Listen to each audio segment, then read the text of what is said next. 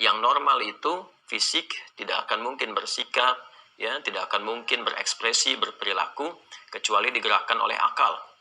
Nah, akal itu pun tidak akan mungkin memberikan instruksi kepada fisik untuk bergerak, bersikap, berperilaku kecuali didorong oleh jiwanya, didorong oleh rohaninya.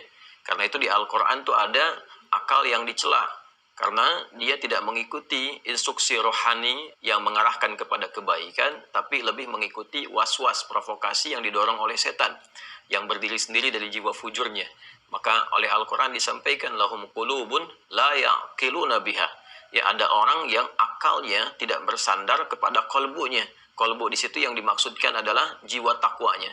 Tapi dia seakan-akan berdiri sendiri, kan? Kemudian diarahkan oleh was-was. Ya, kalau dalam pengertian spiritual, ya, kalau kita kaji lebih dalam, jiwa fujurnya berdiri sendiri, digerakkan kemudian oleh provokasi setan, atau tidak ditembuskan kepada bagian takwa sehingga seakan-akan akalnya berdiri sendiri, sehingga segala hal itu kemudian selalu ingin ditopang oleh akal yang mutlak, ya, yang berlogika dengan sendirinya tanpa bimbingan dari roh, tanpa bimbingan dari jiwa, sehingga semua harus serba logis, ya, semua harus serba nyata logikanya, ya, sekalipun barangkali akalnya belum sampai menjangkau itu.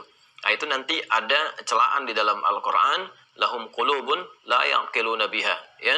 Itu di Quran surah ke-7 Al-A'raf di ayat 179 itu. Ada orang-orang yang dicela oleh Al-Quran karena tak mampu menggunakan penglihatannya secara baik, tak mampu menggunakan pendengarannya secara baik, dan tak mampu menggunakan akalnya secara baik yang tidak dibimbing oleh jiwanya.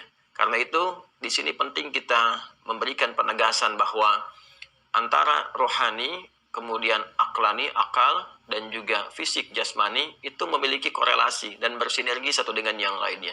Bila yang satu lemah, cacat, sakit, maka berpotensi menjadikan apa yang dieksekusi oleh fisik itu tidak sempurna keadaannya. Ya, karena fisik punya keterbatasan, akal punya keterbatasan. Yang tidak ada batas itu bimbingan yang diberikan oleh Allah kepada roh, ya, melalui iman. Ya, jadi kalau pandangan terbatas, Anda melihat tak mungkin semua bisa dipandang. Dengan jarak tertentu jadi mengecil, jadi hilang. Pendengaran juga demikian. Dengan frekuensi tertentu berapa hertz yang bisa didengar dari gelombang suara itu. Ketika itu berada di bawah batas atau di atas melampaui batas, itu pun sulit untuk terdengar. Tidak bisa kemudian dipaksakan. Ya, jadi semua perangkat kita yang dari fisik sampai ke akal itu terbatas. Akal juga demikian. Betapa banyak persoalan itu yang belum bisa kita tangkap secara logika. Nah, ini masalahnya. Ya, kadang-kadang ada sementara manusia itu yang kurang mengerti tentang hal ini. Jadi dia menyadari bahwa pandangan terbatas, penglihatan terbatas, tapi akalnya nggak mau terbatas. Ini masalah gitu. Ya, segala yang terkait dengan bidang-bidang fisik, kemudian akal itu punya keterbatasan. Karena itu ada beberapa masalah yang belum bisa kita tangkap dengan logika. Nah, ketika tidak bisa ditangkap itu, maka tangkap dengan bagian terdalam, kolbu. Kata Nabi, istafti qalbak, ya, dengarkan suara hatimu, maksudnya jiwa takwamu itu. Jadi turunannya kan gini, yang paling rendah fisik. Ya, fisik digerakkan oleh akal. Jadi berekspresinya fisik itu ada gerakan yang diberikan, instruksinya dari akal. Jadi keterbatasan fisik didorong oleh kekuatan akal. Jadi lebih kuat. Nah, akal pun punya keterbatasan. Keterbatasan akal itulah yang didorong oleh iman. Ya, iman itu nanti punya hikmah yang diberikan oleh Allah. Ketika iman itu diaktifkan, hikmah datang membimbing akal untuk memahami sesuatu dengan baik. Jadi kalau dikatakan kepada Anda misalnya, warisan itu di dalam Islam 1:2. Bagi akal, belum bisa nangkap. Loh, kenapa Allah harus bedakan laki-laki dengan perempuan? Belum bisa tangkap. Nah, ketika Anda tak bisa menangkap, jangan dipaksakan bahwa ini tidak sesuai, tidak relevan, bertentangan dengan fitrah. Tidak.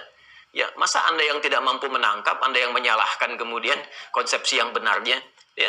Maka dengan itu, iman dulu, aktifkan iman ketika belum bisa menangkap, dengan iman diaktifkan, hikmah datang. Oh, ini ternyata pemberian warisan dalam Islam itu konsepsinya adalah konsepsi berkeadilan. Laki-laki diberikan 2 bagian karena ada tugas seperti ini, yang membutuhkan bagian lebih. Kan? Dari itu untuk mendukung tugasnya, yang supportnya pun diberikan kepada bagian koleganya yang perempuan juga. Perempuan diberikan 1 karena tugasnya seperti ini. Antara tugas kewajiban laki-laki dan perempuan ada perbedaan di dalamnya, sehingga menjadikan supportnya pun itu tidak sama. Nah, karena itulah diberikan 2 itu bukan sekedar dikumpulkan jadi satu materi yang banyak, tapi nanti ada turunan-turunan yang harus kemudian dilakukan. Nah, ini gambaran-gambaran untuk memahami syariat.